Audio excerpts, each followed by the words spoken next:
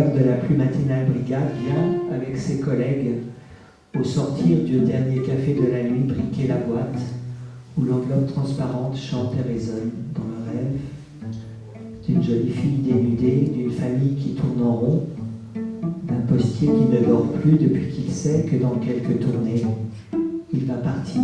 C'était ce week-end le rendez-vous littéraire L'écume des mots à Andernos, une manifestation marquée par des moments d'échange avec les auteurs, mais aussi des rencontres artistiques, comme samedi, lors de la lecture musicale de Dominique Fabre et Agnès Westermann. Je suis venu avec une violoncelliste qui s'appelle Agnès Westermann pour lire en musique un recueil de poèmes qui s'appelle Les enveloppes transparentes.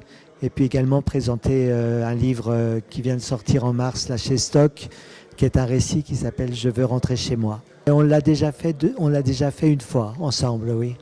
Mais bon, c'est un travail avec beaucoup d'improvisation musicale, donc à chaque fois c'est un petit peu différent.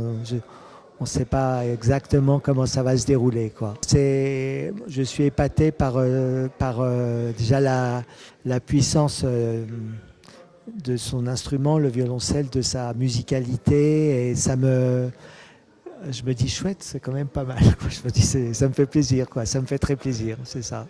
Toujours avec plaisir, et puis avec la volonté toujours de conserver une exigence littéraire pour cette 4e édition, c'est d'avoir des auteurs que j'ai choisis avec attention, et puis d'apporter aussi quelques petites nouveautés, comme une lecture musicale avec Dominique Fabre et Agnès Westermann, parce que ça on ne l'avait pas fait jusqu'à présent. Et de réinviter un auteur, enfin une auteure maintenant, qui était venue pour la première édition de L'écume des mots, qui s'appelle Carole Zalberg, et qui était qui nous avait parlé d'un projet de livre à l'époque. Elle avait publié un petit journal de bord suite à son voyage en Israël dans le cadre d'une bourse de l'Institut français. Et là, j'étais ravi de pouvoir l'inviter, sachant que le livre venait d'être publié. Voilà.